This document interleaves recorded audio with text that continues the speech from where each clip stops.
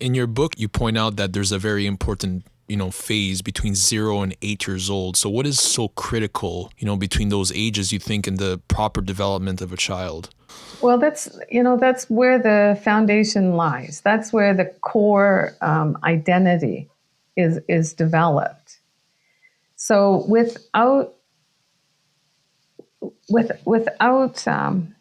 recognizing and acknowledging some of those things, your little boy is extremely influenced by his environment outside of the home as well. So if he comes across situations where he feels less than, or he feels what he is authentically feeling is not accepted or not allowed, then he will continue to put on those masks, which eventually will shut down that emotional connection. When that period of time too is when he starts to get into the educational system.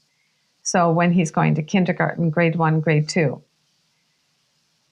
he doesn't understand why it is so hard, because he's in there with little girls who love school. They listen to the teacher. They go home and they play school. I don't know any little boy who goes home and plays school.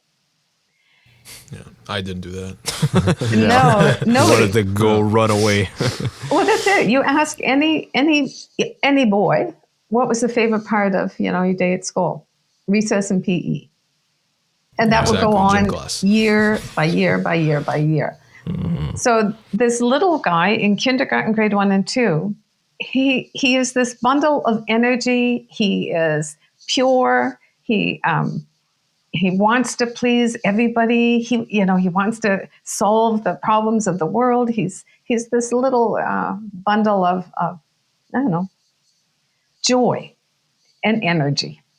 And he gets into a system, in general, a system where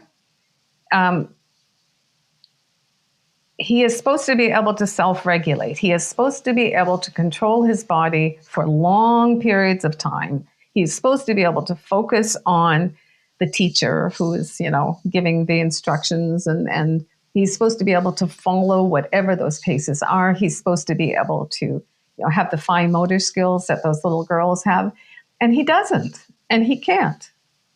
And so then, especially in those 3 years in a traditional environment, he begins to feel less and less competent. His self-esteem can take a real dive. And without support and understanding by the parents, because, you hope the school is making changes, but the educational system is extremely slow.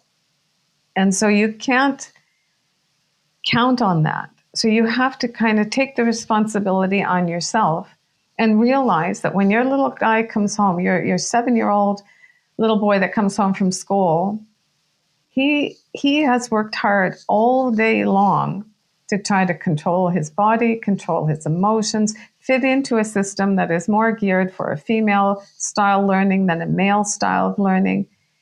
And he's had to push everything down for most of the day. So when you're aware of that, then you can start